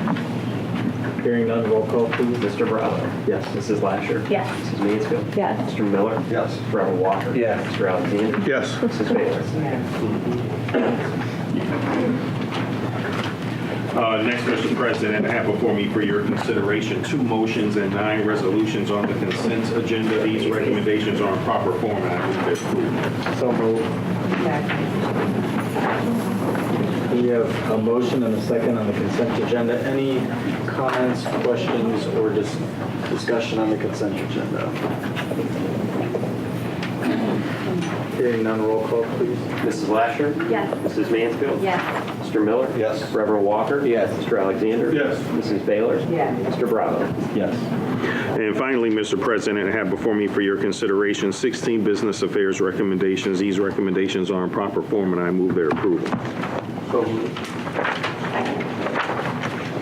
We have a motion and a second on the business affairs. Any comments, questions, or discussion on those? Hearing none, roll call, please. Mrs. Mansfield. Yes. Mr. Miller. Yes. Reverend Walker. Yes. Mr. Alexander. Yes. Mrs. Baylor. Yes. Mr. Bravo. Yes. Mrs. Lasher. Yes. All right, superintendent's report. One item, Akron Public Schools was given the Visionary Award from United Way for 2017, actually. We'll have this displayed in the office or at the switchboard downstairs. Also, tomorrow is the second meeting in Columbus of the Graduation Requirements Committee, with the state superintendent, some of our state school board members, and some legislature members, as well as representatives from various schools across the state, including teachers and counselors. So we'll be looking at the graduation requirements as they were approved last year and look to see if they need to be tweaked moving forward. And I know Mr. Miller will have something under, I think, unfinished business for us to discuss a little bit later. For my report, just a quick note too, I did send, I gave Council President Somerville the date that we had talked about. I did follow up with an email today to see if she had a chance to check that with Council to make sure whether or not that date works. So I'll let you know once I hear back. That was the original June 13th date. I do think it's getting a little close for June 13th, so we may have to look at pushing that one. But based on the responses that I heard back from you all about the retreat, the 16th looks like it'll work. So I sent you an email letting you know. I'll follow up with each of you, and Reverend and I will get together, talk about agenda, and we'll get with the treasurer and the superintendent and get that put together so that we can get you some details in the next week or so. That's all I have. Treasurer's report. No report. Committee reports, legal contracts, and board policy. Finance and capital management. We do have a finance report. The Finance Committee of the Akron Board of Education met May 21st. Much work needs to be done in order to close one fiscal year and open another. It will be a busy summer as the offices prepare for the fiscal year of 2019. Thank you. Any questions or comments or discussion for Finance Committee? Hearing none, instructional policy and student achievement. Did I miss my cue, Ellen? I should have said. That's all right, you can do that. You can do that. Yeah.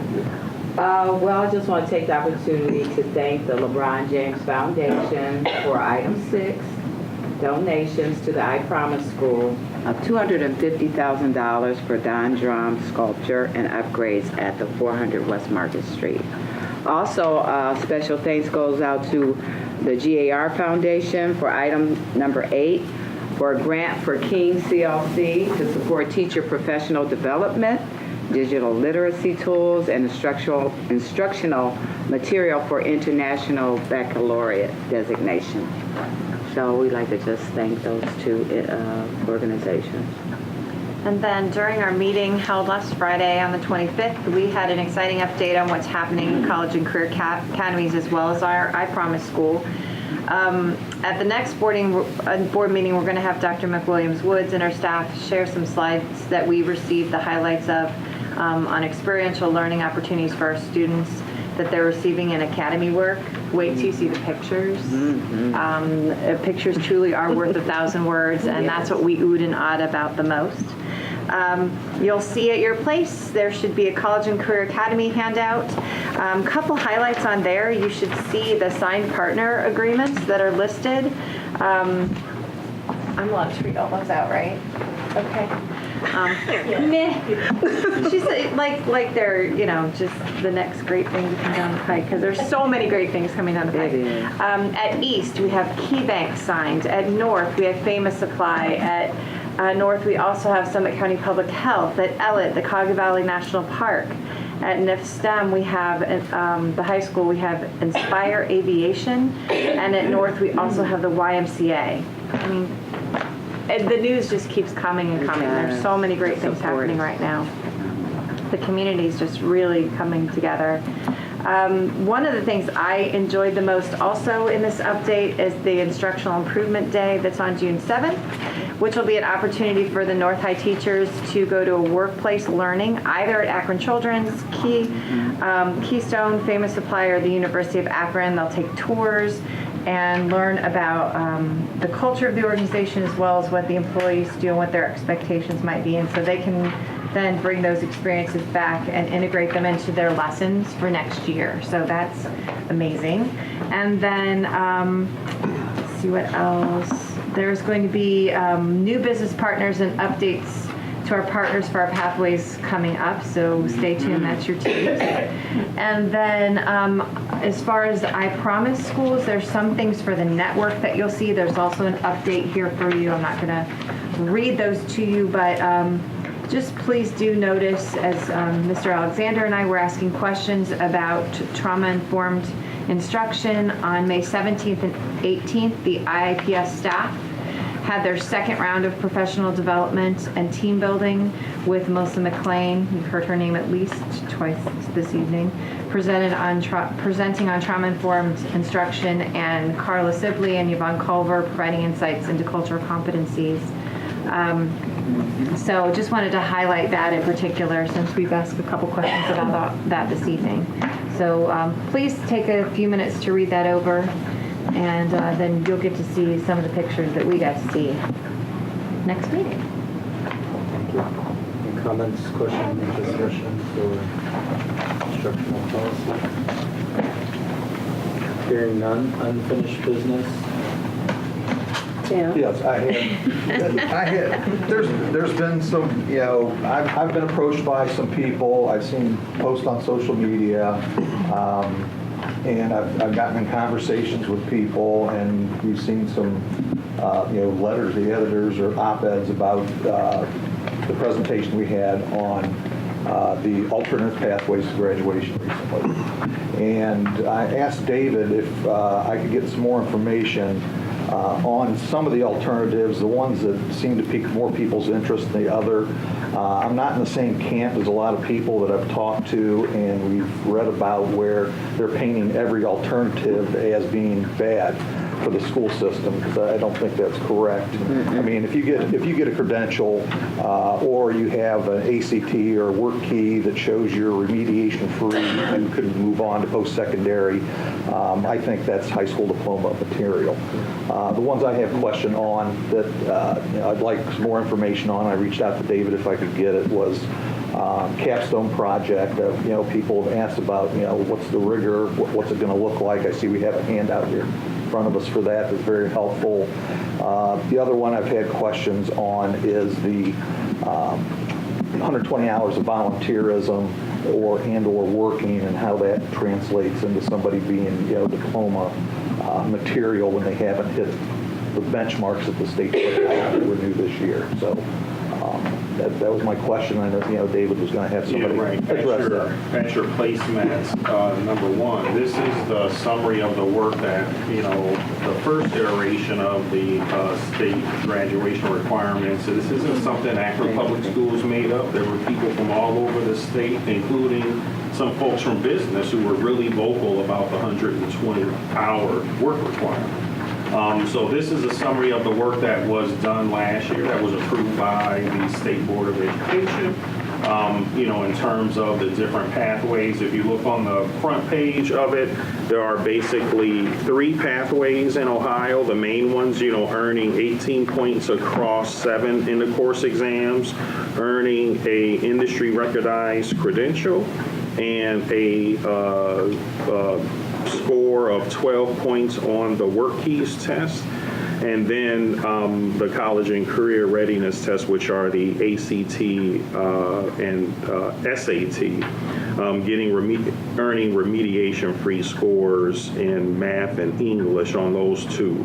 And then for the alternative pathways on the back, there are 2 options. You'll see option number 1, you have to meet at least 2 of those points listed there. And yes, one of them is this capstone project. So also at your placemats is a listing of the process that a senior would have to do for their project. And so I'll let Dr. McWilliams-Woods run through that, and she'll also be sending you an electronic version of this, which all the blues are highlights to links that will get you to the actual documentation. So the important thing about this document, this shows our senior project procedures starting in October, what milestone students had to meet as they went through the requirements. We actually built into our senior project the first 4. If you look at the option 1, we built in the first 4 bullets all into our Akron Public Schools project. So we worked with students and assigned them into a course so that we could have mentors who are teachers working directly with the students to achieve the senior inquiry project, which is, the state uses kind of this larger capstone, but we use the term senior inquiry project. And also monitor their attendance for the 93%, work with them to complete, to work towards that GPA requirement, which is a second bullet, and then also the community service or work hour requirements. We had specific employee forms that had to be filled out that rated students' performance. So we went far beyond the requirements. The state only requires that we log 120 hours. We actually had employees complete information on how students performed, as well as logging the hours. And we put together this very rigorous process. This was not required by the state. The state said you can do a capstone, and the district could define that however they wanted to. We put together an entire process, year-long, assigning mentors to every single student. And in here, this is all on our website, and the far right tab, the guidelines are here, but I'll send it to you directly. It has rubrics that every single month there were requirements that students had to complete. And for the key milestones, there were specific rubrics that had to be met. Again, that wasn't required by the state, but we went far beyond the basic requirements of just doing a project. The other thing that I wanted to mention, and this is from the work that the superintendent did with Mark Black down at the state, working with the state committee.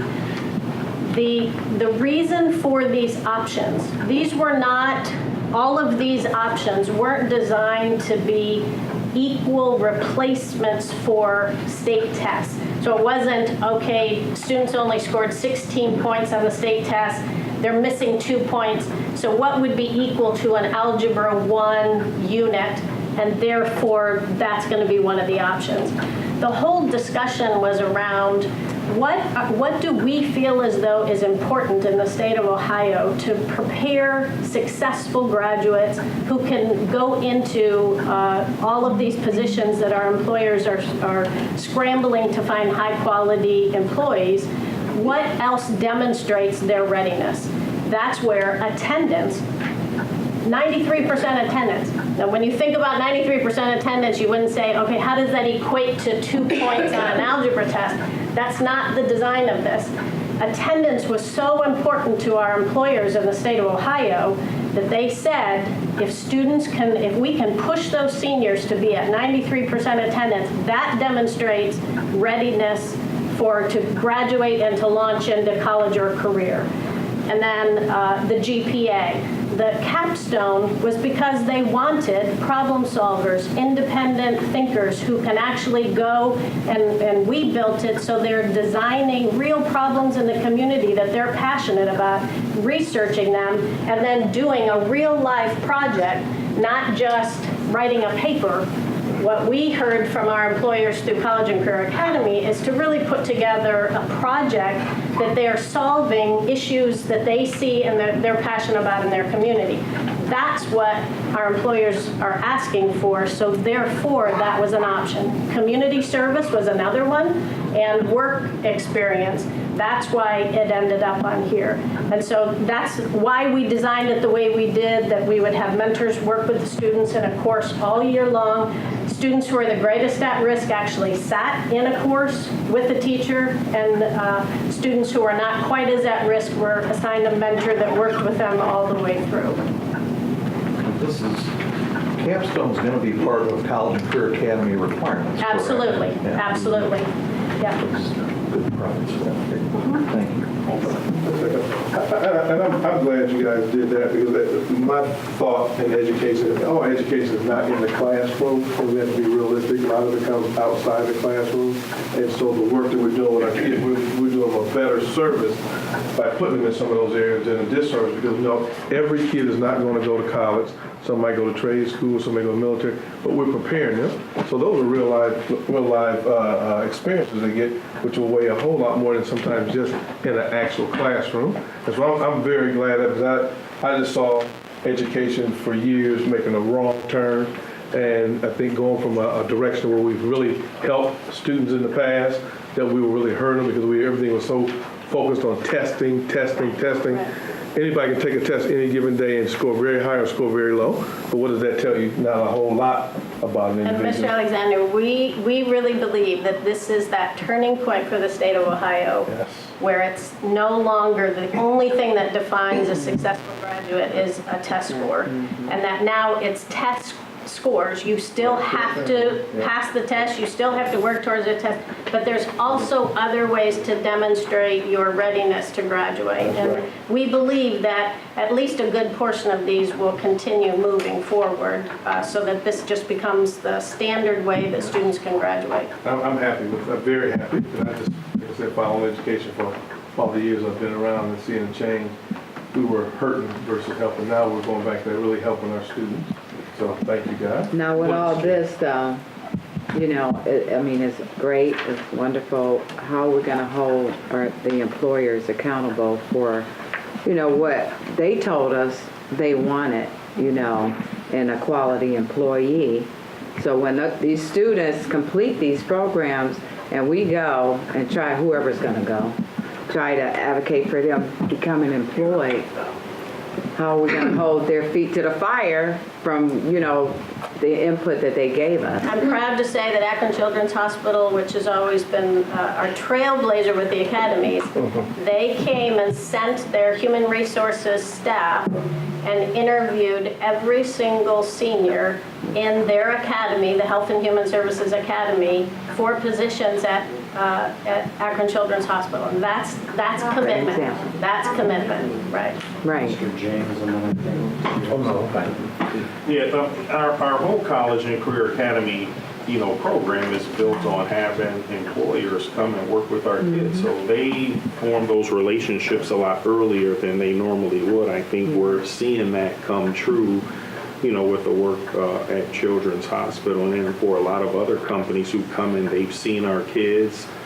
A lot of the HR people are saying, it's catching on that they really see this as, a positive. The other thing I want to point out is, aside from state requirements, we also have our own Akron Public School requirements, which still requires 21 credits to be earned, across a variety of topics in school. And a lot of times what prevents kids from crossing the stage is lack of credits. And some of this will help that. Yeah. But the other one is that, as I was talking with Mr. Miller, to me, I took it a little personally, but it just seemed like, all kids who can't meet, some of the requirements, they're not like, a 1.7 GPA.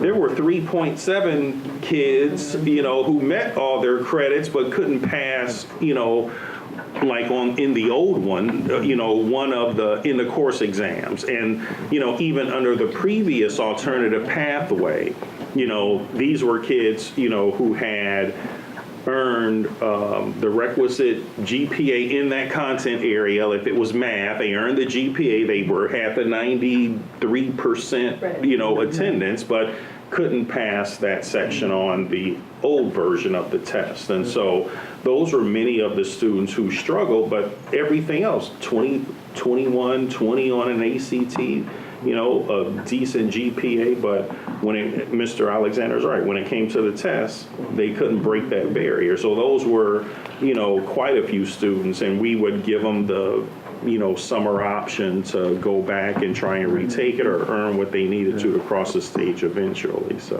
Mr. Superintendent, that goes to this always stays in my mind, the kid from East, the young lady that almost committed suicide. That's bad. And now we're doing a service to him because she was already accepted at the University of Akron in the nursing program and just missed that test by 1 point. That was hurting. Now we're helping. Now we're helping these kids. So I appreciate it very much. Just something occurred to me while I was reading this. Do they continue to take the tests so they're also still continuing? Do they retake the ones that they maybe didn't score a 5 on and only got a 2? As part of the requirement, they do have to retake the test at least twice. Now that they're end of course exams, they have to retake it twice to be even eligible for the options, the 9 options. And then my last question was, is somebody set to present this at OSBA? I mean, seriously, why are we are leading the way? This, especially if it's approved for next year's requirements. There are going to be other districts. Maybe maybe it's not going to be the board that's interested. Maybe it's going to be the folks that work in secondary ed. But this is a lot of work. Mr. Black actually was asked to come down to Columbus and present to them. They were kind of taken aback by the amount of work and effort and assigning mentors. The superintendent let us hire additional mentors for second semester. They were a bit overwhelmed at what we were doing and said, we didn't go that route. We just went kind of the easy route of just offering other tests that were on there because they thought this looked like a mammoth undertaking. But we felt as though, just like you said, Mr. Miller, it makes sense because this is where we were going with the academies anyway. This just kind of expedited what we were already planning on doing, and the incredible work of this team here, they were able to put it together, as well as Mrs. Gijic over there in teaching and learning. This is just a huge project to monitor every single student individually. And I do want to say, and Mark was very good about telling us during his presentation we went above and beyond. Right. We just didn't get that detail. At least I didn't pick it up. Yeah. And people I talked to didn't pick it up either. And I think it's good that this Yeah, I would really encourage you to take a look, and I'll send you, that's all linked so that you'll see every single resource is on I do, so I on want the to share it with the website. people that came at me, and I said I would ask the question. Sure. Get them, yeah. Thank That's you. my question. Any other questions, comments? I think it's a great discussion to have. Thank you, Mr. Miller. What else?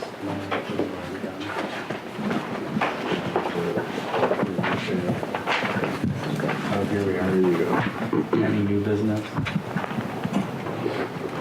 No new business. All right. With that, we have all the reasons. You gotta read it. Just all of them. Just all of them. That's not legally. And I shall read them. Pursuant to Ohio Revised Code 121.22 G1, for the purpose of considering an investigation of charges or complaints against a public employee, official licensee, or student in the school district, 121.22 G3, to meet with board legal counsel to discuss disputes involving the board and or the school district that are the subject of imminent court action. We're looking for a motion to recess into executive session. So move. Second. We have a motion and a second. Any questions, comments, discussion, any last items before we recess? Hearing none, roll call, please. Mr. Miller? Yes. Reverend Walker? Yes. Mr. Alexander? Yes. Mrs. Baylor? Yes. Mr. Bravo? Yes. Mrs. Lasher? Yes. Mrs. Mansfield? Yes.